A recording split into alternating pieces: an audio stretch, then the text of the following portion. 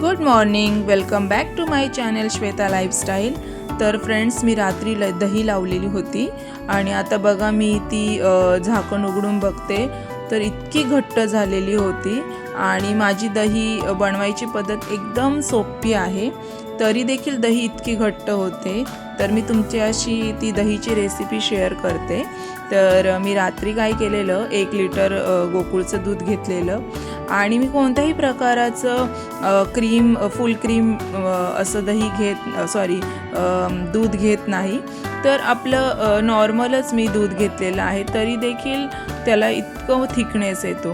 तर मी पहिल्यांदा स्टीलच्या पातेल्यामध्ये हे 1 लिटर दूध ओतून घेते आणि नेहमी दूध ओतल्यानंतर त्या पिशवीमध्ये आपण पाणी टाकून थोडंसं दूध काढून घेतो ना, तर तसं करायचं नाही आहे, तर दही थोडी मग पातळ होऊन जाते।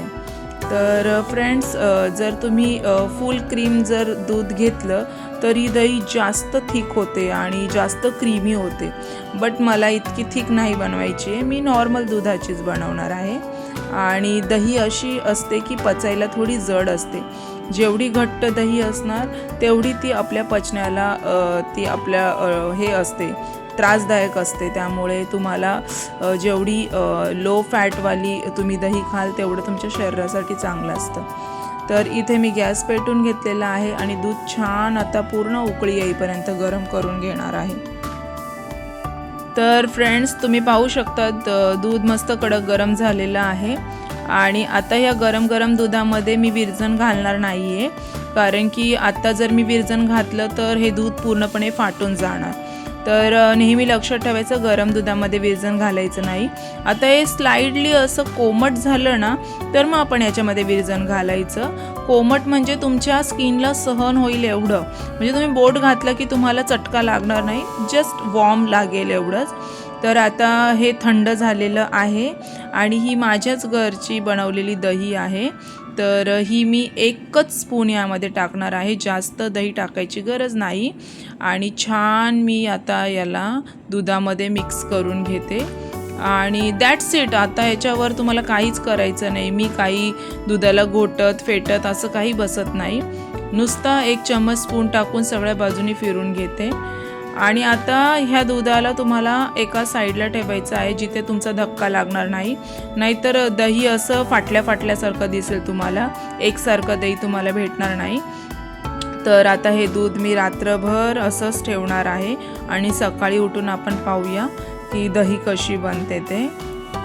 तर इकडे पहा, आता मॉर्निंगला मी हे चेक करून बघते की दही वा खूप सुंदर एकदम, म्हणजे बघा फ्रीजमध्ये तर अजून ठेवली देखील नाही आहे तरी इतकी घट्ट झालेली आहे।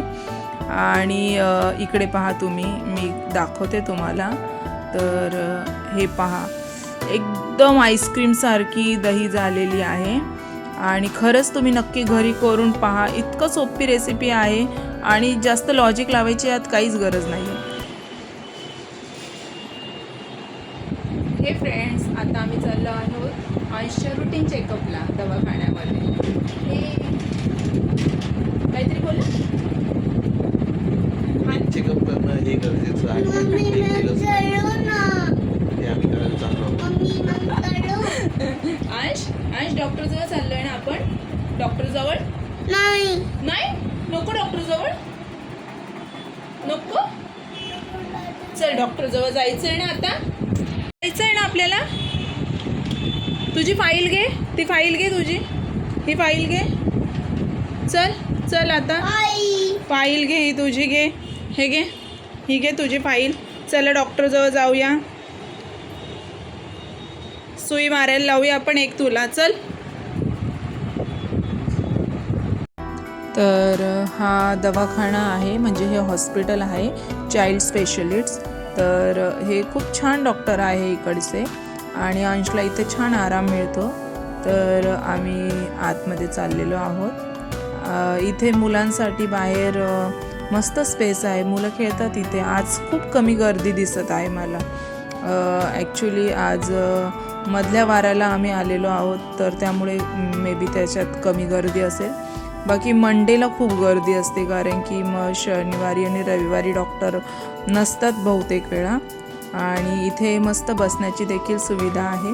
तर बाहेर भरपूर असे बाकडे आहे, तुम्ही बघू शकतात. आणि हे सगळे बाकडे फुल असतात, पण आज सर्व बाकडे रिकामे आहे. आणि आमचा 16वा नंबर आहे आणि अजून 6 पेशंट्स गेल्यानंतर आमचा नंबर येणार आहे. तर मस्त दवाखाना एकदम रिकामा छान वाटतोय, कारण की नेहमी आलं की खूप गर्दी असते. आणि अंशला पण मजा यायला लागली. पूर्ण दवाखान्यात त्याला म्हणजे हॉस्पिटलमध्ये खेळायला त्याला मिळत आहे. तर हे पाहतो किती मजा करतोय. ॲटलिस्ट स्वरूपला मी 3-1 महिन्यातून तरी दवाखान्यात घेऊनच जाते.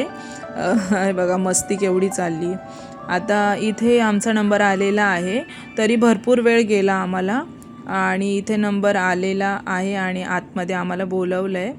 तर डॉक्टरनी चेकअप वगैरे केला आणि थोडं त्याला गॅस वगैरे होत होता, त्यासाठी त्यांनी जंताची वगैरे औषधं आणि मला थोडं बाहेर जायचं आहे, म्हणजे मम्मीजवळ जायचं आहे. त्यासाठी मी खोकला सर्दी तापाचं सर्व औषध लिहून घेतलं, म्हणजे बाहेर नाशिकला गेल्यावर मला काही प्रॉब्लेम्स येणार नाही. बाकी मग त्याला 1 महिन्याचा कोर्स देखील दिलेला आहे गॅस होऊ नये म्हणून. आणि इथं मेडिकलमध्ये हे बघा सुनील औषधं घेत आहे. तर चला, टेक केअर अँड बाय.